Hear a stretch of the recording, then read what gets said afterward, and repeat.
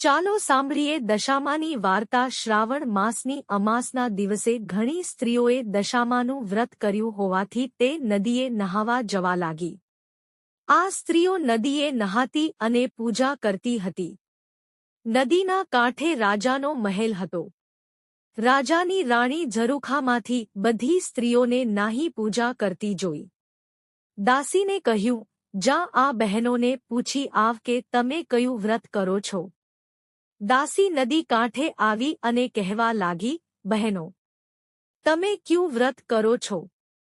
એક બહેન બોલી, અમે દશામાનું વ્રત કરીએ છીએ। એ વ્રતની વિધિ મને કહો। ત્યારે બીજી સ્ત્રી બોલી, 10 સૂત્રના તાંતણા લેવા, તેની 10 ગાંઠ વાળવી અને દોરાને કંકુ લગાવી તે દોરો હાથે અને કળશે બાંધી દેવો, એક માટીની સાંડણી બનાવી તેની સ્થાપના કરવી, દશામાના નામનો દીવો કરી પ્રાર્થના કરવી અને 10 દિવસ નકોરડા ઉપવાસ કરવા અથવા એકટાણું ભોજન કરવું। દાસીએ મહેલમાં પાછી આવી રાણીને બધી વાત કરી। પછી જ્યારે રાત્રે રાજા ઘેર આવ્યા એટલે રાણીએ રાજાને પૂછ્યું કે હું દશામાનું વ્રત કરું। ત્યારે રાજાએ પૂછ્યું કે દશામાનું વ્રત કરવાથી શું લાભ થાય છે? ત્યારે રાણીએ કહ્યું કે નિર્ધનને ધન મળે, પુત્ર પરિવાર વધે, સુખ શાંતિ અને સંતોષ મળે। આ રીતે વ્રત કરનાર દરેકની મનોકામના પૂર્ણ થાય છે। ત્યારે રાજા અભિમાનમાં હલકાઈને બોલે છે કે મારે ધન, દૌલત, રાજપાટ, હાથી ઘોડા, પુત્ર પરિવાર બધું જ છે। મારે ત્યાં કશી જ કમી નથી। તેથી વ્રત કરવું નથી।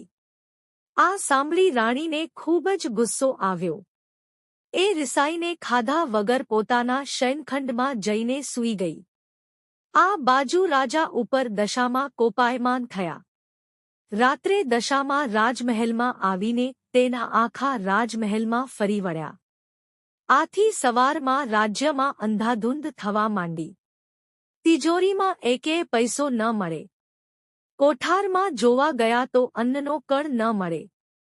આ બધી વાત આખા નગરમાં ફેલાતા પ્રજાજનો કહેવા લાગ્યા, હે રાજા, તમે નગર છોડી ચાલ્યા જાવ। તમારા ઉપર દેવીનો કોપ ઉતર્યો લાગે છે। તેથી તમારે માથે ખરાબ દે બેઠી છે। આ સાંભળી રાજા રાણી બંને પુત્રોને લઈને નગર છોડી ચાલી નીકળ્યા। નગરની બહાર બગીચામાં તેઓ આરામ કરવા બેઠા તો બગીચો સુકાઈ ગયો। ત્યારે રાણી કહે છે કે આપણી દશા ખરાબ છે, તો આપણે જ્યાં જઈએ ત્યાં અહિત થશે, માટે અહીંથી ચાલી નીકળો। રસ્તામાં બંને કુંવરો કહેવા લાગ્યા, અમને તો ભૂખ લાગી છે, પણ રાણી તેમને સમજાવીને રાખે છે।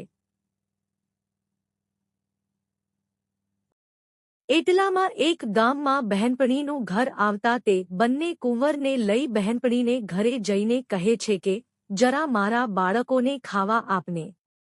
આ બંનેને ખૂબ જ ભૂખ લાગી છે। ત્યારે તેની બહેનપણી રાણીને કહે છે કે જા જા, હું તો તને ઓળખતી પણ નથી અને મારા ઘેર તું ખાવા આવે છે। આથી રાણીને ઘણું જ દુઃખ થયું અને પછી તેઓ ત્યાંથી આગળ ચાલી નીકળ્યા। રસ્તામાં બંને કુંવરને તરસ લાગી એટલામાં વાવ આવતા રાણી બંને કુંવરોને લઈને પાણી પીવડાવવા જાય છે।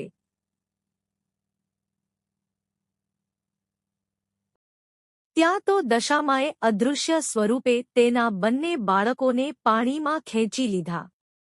આથી રાણી રડતી રડતી રાજા પાસે આવી અને કહ્યું કે આપણા બંને બાળકો વાવમાં પડી ગયા। આથી રાજા કહે છે કે કલ્પાંત ના કરશો, એ તો જેના હતા તેને લઈ લીધા છે।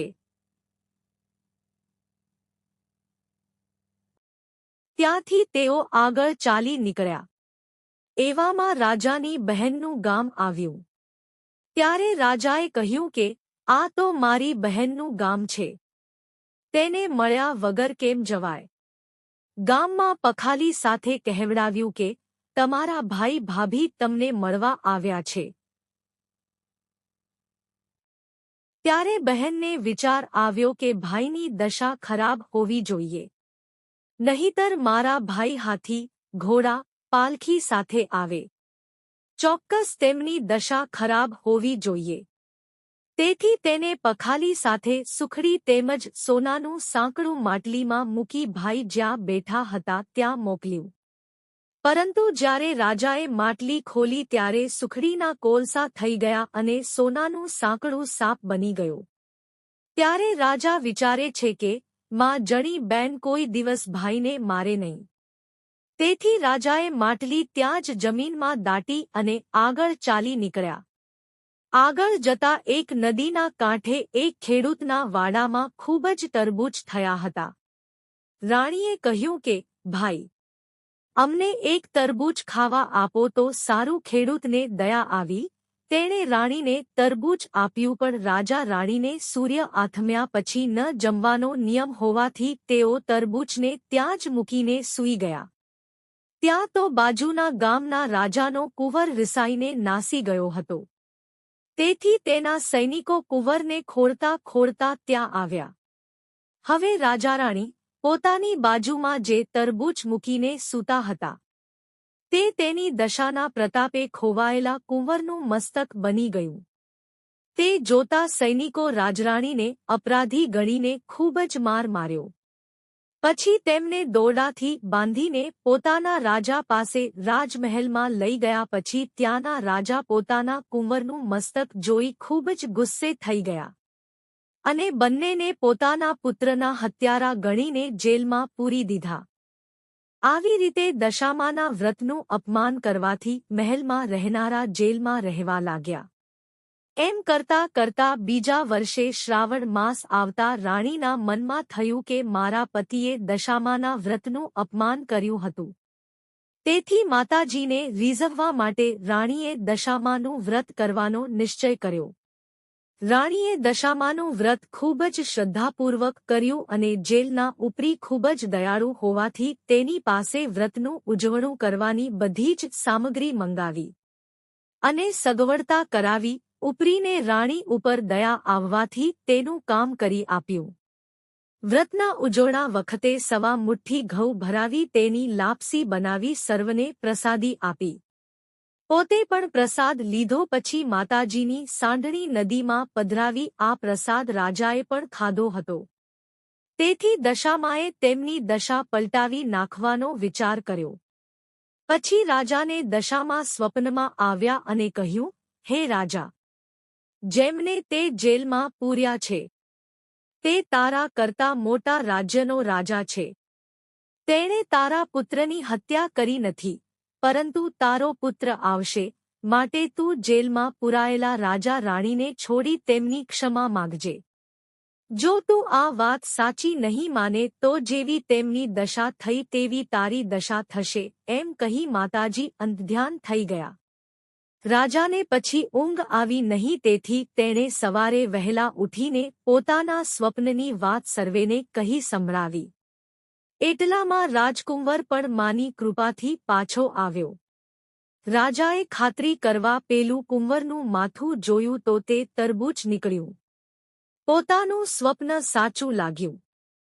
તેથી તે પોતે જ જેલમાં જઈ રાજા રાણીને છોડી તેમના પગમાં પડી તેમની ક્ષમા માંગી. તેમને રાજમહેલમાં લાવીને તેનો સારો આદર સત્કાર કર્યો અને પછી સર્વ હકીકત કહી સંભળાવી. હવે રાજા રાણીએ તે રાજાની રજા માંગી. રાજાએ હર્ષ સાથે હાથી, ઘોડા, રથ, નોકરચાકર વગેરે આપ્યું. રાજા રાણી ત્યાંથી રથમાં નીકળ્યા. પોતાના રાજ્યમાં આવતા રસ્તામાં રાજાની બહેનનું ઘર આવ્યું. રાજા વિચારે છે કે લાવ હવે માટલું કાઢી જોઉં. માટલું કાઢી જોયું તો સરસ સુખડી અને સોનાનું સાંકડું જોયું. માટલું રથમાં મૂકી ચાલી નીકળ્યા.